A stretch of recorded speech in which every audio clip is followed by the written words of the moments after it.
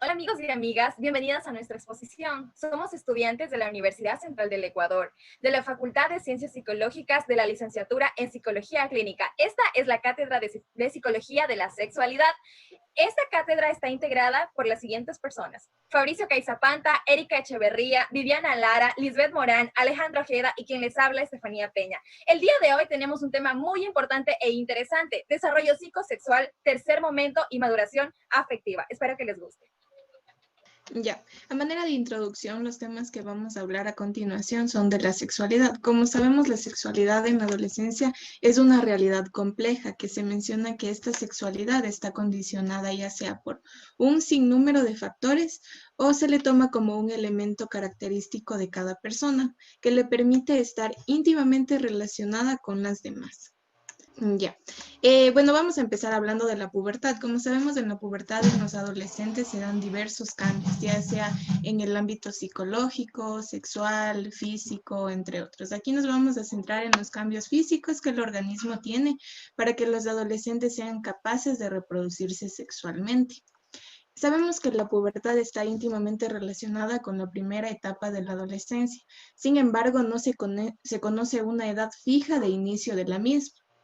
El inicio de la pubertad viene encaminada por dos factores, ya sean genéticos o geográficos. Dentro de los factores genéticos está, por ejemplo, cuando el padre o la madre o quizá los hermanos iniciaron la pubertad, mientras que en los geográficos diversas investigaciones mencionan que en los países cálidos la pubertad se da mucho más temprano que en los países fríos.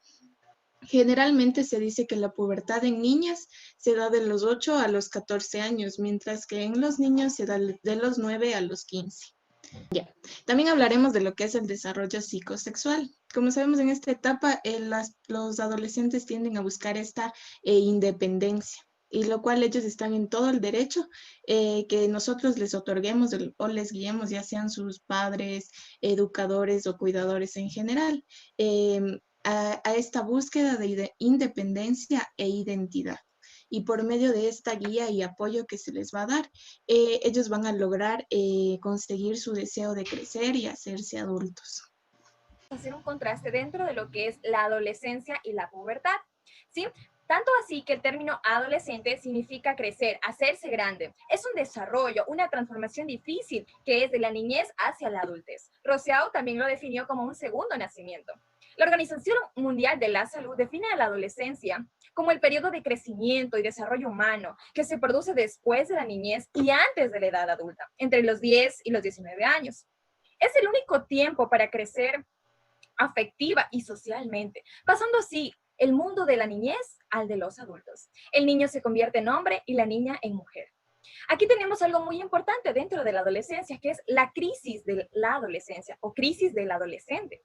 Este abarca un sinfín de aspectos y situaciones, a veces muy contradictorios en el adolescente, que van jaloneando la evolución de los adolescentes. Por ejemplo, sentimientos de timidez, enmascarados con agresividad incontrolada, sentimientos de culpa, entre otros. También hay descubrimientos y afirmaciones del yo a través de comportamientos que rayan la excentricidad, crisis de originalidad, que más bien parecen crisis de ridiculez, espíritus de contradicción como medio para afirmar la personalidad que todavía no tiene o para afirmar mejor a sí mismo y frente a los demás. Por otro lado, también tenemos la pubertad. La pubertad consiste exactamente en la madurez de las glándulas sexuales que hacen al niño y a la niña aptos para la procreación. Esto lo menciona Gastaldi en 1996. Además, algo importante y un dato necesario es que la pubertad es un periodo en el que el cuerpo del niño cambia para convertirse en adulto.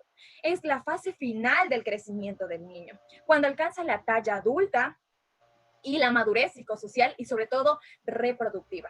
Comienza cuando aparecen los caracteres sexuales secundarios, cambios en el pecho de las chicas, en los genitales, en ambos sexos, procedidos por la aparición del vello genital y en otras regiones, como las axilas, entre otras, incluso también vellos faciales. La pubertad va procedida de la aparición de los caracteres secundarios de la sexualidad, entre los que destacan, por otra parte, el vello en el pubis y en las axilas, como también mencioné, el crecimiento de los pechos en las niñas y las poluciones en los niños. Todo esto determina una transformación en la estructura corporal, crecimiento en cuanto a estatura, cambios en el rostro y la voz de los chicos. Los chicos toman o tienden a tener un tono de voz más grave y las chicas un tono de voz más agudo. Una diferenciación somática del cuerpo. En general, la pubertad se desglosa en dos tipos que son importantes y espero jamás se olviden.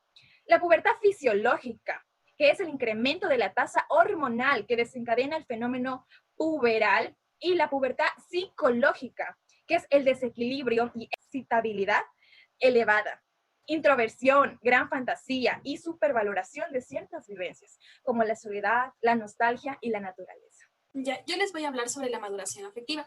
En la maduración afectiva, esto se basa en la tendencia fundamental que tiene el hombre. Tenemos la primera tendencia, que es hacia la afirmación del yo. Esta es individualista, personal, egocéntrica, es decir, aquí se basa solo en el individuo. La segunda tendencia es la unión con los otros. Aquí es altruistas, sociales y alterocéntricos. Es decir, ya no solo se basa en el individuo, sino en su relación con los demás y se basa también en el otro. En la maduración afectiva encontramos tres puntos principales, que es el egocentrismo, que se refiere al yo le necesito, el alterocentrismo, que es él me necesita, y el sociocentrismo, nos necesitamos. Estos tres puntos les voy a explicar a continuación. Tenemos el egocentrismo. El egocentrismo aquí es la tendencia centrípeta hacia el propio yo, es decir, el individuo se cree el centro del mundo, que todas las personas giran alrededor de él y que todas las opiniones o pensamientos de los demás tienen que ver cómo él se siente, por lo cual aquí el yo va a dominar y a su vez va a poseer a los demás. En la teoría piagetiana, Piaget considera que esta etapa en la que el niño es egocéntrico es la edad ingrata, en donde el niño cree que solo él tiene la razón y los demás no, por lo cual si los otros dicen algo y no tiene que ver con lo que él piensa, esta idea no es aceptada, es errónea para el niño.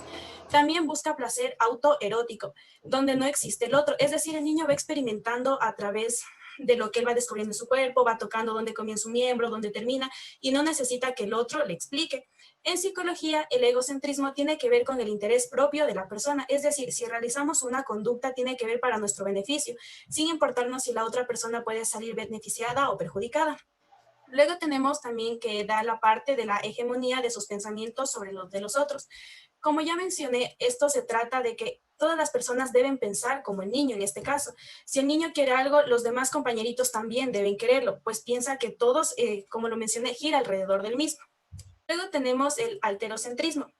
Como ya vimos, en el egocentrismo es yo le necesito. Aquí, en cambio, el yo se basa en la otra persona. El yo se entrega para el bien, sacrificándose él mismo. En esta etapa es lo que se idealiza o se idolatra a otra persona, en donde nosotros realizamos nuestras acciones por el bien del otro, muchas veces dejándonos de lado cómo nos sentimos o si eso nos puede perjudicar porque queremos que la otra persona esté bien, sea por agradarle o porque su estado emocional mejore, por lo cual descubrimos que nos puede importar alguien que va más allá de nuestro propio ser. Aquí realizamos gestos de gratitud y de sacrificio por un amigo. Aquí este espíritu se consiste en un interés por los demás, por lo cual también aquí se puede dar, si se llega a un nivel muy extremo, el ser sumiso ante otra persona. La otra persona se puede abusar del individuo en este caso y puede hacer que realice acciones por él, sean porque él quiere o porque en serio las necesita, por lo cual nosotros estamos a la potestad de la otra persona. Y el último tenemos el sociocentrismo. En el sociocentrismo aquí ya no es ni tú ni él, aquí los dos se necesitan, tanto el yo como el otro se buscan y aquí ya hay una convivencia del otro, una interrelación, un diálogo. Esto es lo que nos permite que la sociedad tenga una buena relación. Cuando nosotros solo estamos en el yo necesito algo o él necesita algo, esta relación es dispersa y no podemos tener una buena comunicación, pero cuando los dos se buscan, los dos se necesitan y los dos se apoyan, es donde se crea una verdadera amistad, por lo cual la reciprocidad en el sociocentrismo es el pilar fundamental. A continuación, les voy a presentar el tema de atracción sexual. Esto comienza en el periodo de la edad de la juventud. Esto quiere decir que comienza en sí en la pubertad. La atracción sexual quiere decir el interés sexual que tenemos hacia una persona, sea por sus características físicas o psíquicas que tiene esta persona. Los y las jóvenes deben ser ayudados para lograr un encuentro sano con el otro sexo. Aquí viene ligado a lo que es una ayuda educativa, debido a que los jóvenes piensan que la atracción sexual en este punto es malo para ellos, o es un pensamiento, como les dije aquí, que no compete en su edad, pero en la edad de la pubertad, como sabemos y como le explicaron mis compañeras, ellos ya empiezan a tener una atracción hacia el otro sexo. Es de suma importancia el reconocimiento de los valores del otro y de las respectivas responsabilidades. Esto es el pilar fundamental, se puede decir, para enseñar a los jóvenes, porque debemos hacerles saber que cuando nosotros, sea un hombre o una mujer, empiece a interesarse por el otro sexo, pues nosotros debemos hacerles saber que esa persona mantiene sus valores, mantiene sus sentimientos, y de esa manera es cómo ellos tienen que atraerle y también ser parte de su vida, que no solo vale la parte física, sino también la parte sentimental de la persona. Nos dice que la atracción de los sexos introduce a dos personas en un encuentro que conduce al amor. Pues hay que diferenciar mucho entre los varios tipos de atracciones que existen, pero aquí les voy a explicar en dos principales, como sabemos que es la atracción que conduce al amor, y hay una atracción que se ha dado que es la atracción al físico. En varias investigaciones se ha visto que la atracción al físico pues es algo que termina muy rápidamente, debido a que las personas solo le atrae cómo es la persona, sus rasgos, sus características externas, pero cuando empieza a involucrarse en la parte sentimental, pues es cuando termina todo. Y cuando existe la atracción que va conduciendo al amor, pues se da lo que es una trinidad en unidad. ¿Qué de esto?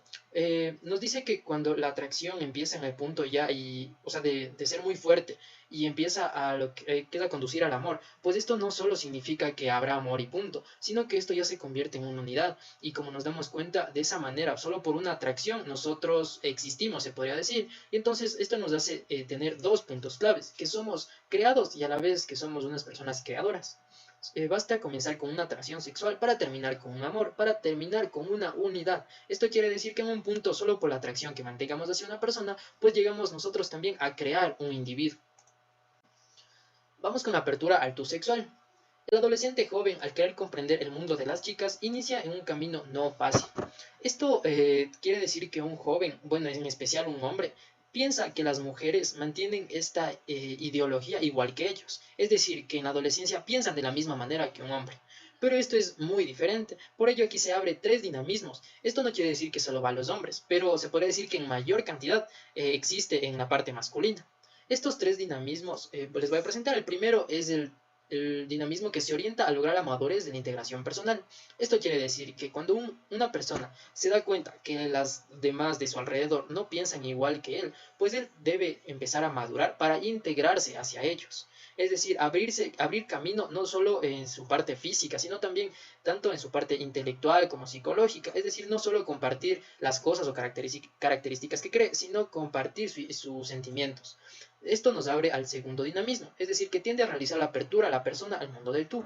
Como le dije, una vez que la persona se integra y empieza a abrirse poco a poco, esto hace que dé una apertura, es decir, ella también se abre a que las personas empiecen a conocer cómo es este individuo. Y esto da paso al tercer dinamismo, la sexualidad.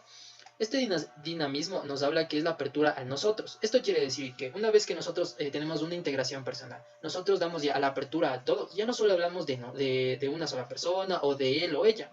Ya cuando tenemos más apertura, nosotros empezamos a hablar de un conjunto. Y cuando ya empezamos a tener esa atracción sexual, a tener una pareja, ya no es ella o él, sino se forma el nosotros. Y esto es, se podría decir que una apertura total. Ya. Y por último, vamos con... Nos dice que el interés por las personas del otro sexo en esta edad no es necesariamente una mera curiosidad. Como lo dije antes, igual no es porque los adolescentes tienen la curiosidad de qué será estar con una persona o para saber qué es, sino es por un desarrollo físico que da nuestro cuerpo. Es necesario, nosotros buscamos en sí una pareja ya a esta edad, porque sabemos que en un futuro necesitamos de alguien, sea de un apoyo o un alguien al que nos podamos, se puede decir, resguardar o también compartir nuestros sentimientos. Esto responde justamente al impulso de realizar la apertura del adolescente al mundo del tú femenino y del adolescente al tú masculino. Como lo dije siempre, sea hombre o mujer, esta persona pues va a abrirse paso, va a tener esa apertura hacia los demás. Ya va a quitar esa idea de lo que era de niño o de infante, que era su egocentrismo. Esta persona ya da apertura hacia los demás. Y de esta manera el joven o la joven realiza un verdadero éxodo de su egocentrismo y llega al amor a apertura hacia los demás. Esto de éxodo, ¿qué quiere decir? Pues es decir, que cambia de un lugar a otro. En este caso de la persona cambia su pensamiento que tenía muy arraigado sobre él a el pensamiento de nosotros. Cambia este pensamiento a abrirse hacia los demás, a compartir, como dije, sus sentimientos y en especial su amor. Yo les voy a mencionar un poquito más ampliamente lo que ya nombró mi compañero. Entonces, dentro de las etapas de apertura de los adolescentes, se considera que no debe ser algo impuesto, sino como un proceso variante que se da como algo continuo, que avanza y retrocede en los adolescentes, es decir, que evoluciona e involuciona de acuerdo a las condiciones presentes del ambiente, de los amigos y de los factores de los padres. Entonces, en los adolescentes hombres se da una atracción sexual diferenciada. La primera etapa es una atracción genital, es decir, en los primeros años de pubertad, el individuo sufre como una atracción sentimental más fuerte por los individuos del sexo propio que por los del sexo contrario. Es decir, las mujeres tienen más interés en estar juntas con mujeres, en jugar con las mujeres, en estar más rodeadas de las mujeres. Y lo mismo sucede con los hombres, puesto que como están en esta etapa del desarrollo, prefieren y se sienten un poco más seguros ante estos cambios psicológicos y fisiológicos con las personas de su mismo sexo. Luego, en la adolescencia, ya se va dando como una indiferenciación y ahí ya a los adolescentes prefieren estar con personas del sexo opuesto porque comienzan a atraerles sus características y también comienzan a tomarlas en cuenta. En los jóvenes es como una atracción general y no se detiene por ninguna particularidad. Lo primero que les atrae a los jóvenes es el sexo de las chicas, es decir, las partes más sexuadas. Luego se da una etapa de preferencia por un tipo particular, que es la atracción de tipo erótico. Aquí ya no es una atracción general por todas las chicas que ven, sino ya van como diferenciándose por un cierto tipo. Es decir, a un chico le pueden gustar las chicas flaquitas, las gorditas, las altas, las bajitas. Es decir, ya van buscando como características a las que se adapten sus gustos. Y luego se van dirigiendo como sus preferencias a ciertas cualidades físicas, primeramente. Es decir, primero los chicos se fijan en los rostros, en las facciones, en la belleza física. Y luego se van ya basando como en características más temperamentales y como un poco más de ternura, es decir, ya le gusta el comportamiento, la expresión de emociones, y cómo esto se va perfilando hacia una mujer ideal. Y finalmente tenemos como la elección de una persona determinada. Aquí el hombre, tomando en cuenta tanto las características físicas como las comportamentales, va ideando el perfil de mujer que le gustaría para él y se siente atraído por un tipo específico de chica. Y aquí tiene una misteriosa carga psicosexual de sexo y de ternura. En las adolescentes mujeres se da un poco diferente este proceso. Primero, las adolescentes modernas ya se encuentran fuertemente sexualizadas por el ambiente y por los medios de comunicación. Las mujeres han sido objeto sexual casi de todas las cosas que se rodean en la sociedad. Es decir, que las adolescentes se encuentran plagueadas de estereotipos que quieren cumplir. Por ejemplo, en la foto que observamos ahí, que la mujer tiene que ser la ama de casa, la que cuida a los niños, la que cocina. O también que la mujer es como que la que tiene que estar siempre al pendiente de todo. O si no, en las adolescentes se da como esta crisis de que quieren parecerse a los estereotipos que se ven en las modelos, en las revistas. Y esto no siempre sucede porque esas personas son como un ideal contra el cuerpo real. Y también se pasa por estadios muy parecidos a los que tienen los jóvenes. La primera etapa en las mujeres es que ama y piensa en un joven lejano, es decir, en un chico como un príncipe azul, que es apuesto, es bueno, es como el tipo de hombre que la mayoría de las chicas buscan. Es como que debe llegar el amor de su vida, que sea guapo y que les deslumbre a todas sus amigas. Luego ya las chicas se van dando cuenta de que este príncipe no existe y se van adaptando como a las características de los jóvenes reales, es decir, de las personas que conocen, de sus amigos, y se van dando cuenta que las características y el hombre perfecto no existe.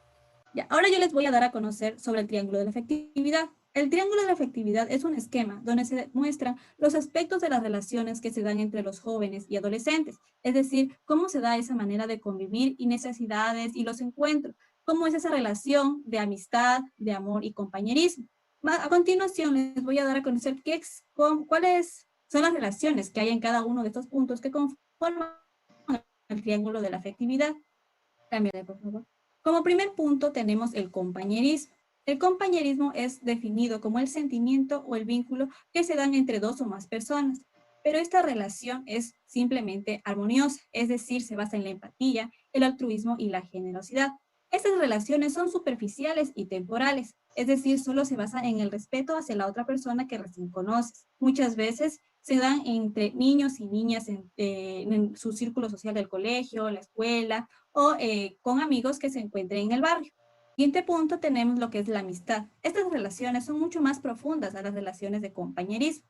Esta amistad tiene varias condiciones que le permite que sea una relación mucho más profunda. Una de las condiciones es la lealtad y la sinceridad. Este punto no se tiene entre compañeros, ya que cuando consigues un amigo, buscas a una persona que sea leal y sea sincera contigo y que tú le puedas confiar algunas cosas. Por eso se menciona el punto de la confianza. El amigo puede contarle cosas que no le cuenta a sus padres, es decir, que ya genera esa confianza con otra persona, donde se siente seguro de contarle varias situaciones. Por eso también se menciona el punto de la seguridad psicológica, es decir, el amigo se siente seguro y no tiene recelo de estar con esa persona. Muchas veces cuando conocemos a personas tenemos timidez o recelo de mostrarles cómo somos. Entonces, cuando ya generamos ese vínculo de amistad, ya perdemos ese miedo a desenvolvernos. Muchas veces las amistades se dan hacia personas hacia nuestro mismo sexo. Naturalmente es un componente espiritual, más no es corporal y genital, es decir, se da un sentimiento amistoso, más no un sentimiento sexual. Y como último punto tenemos el amor. El amor se dan unas relaciones mucho más profundas que el compañerismo y la amistad.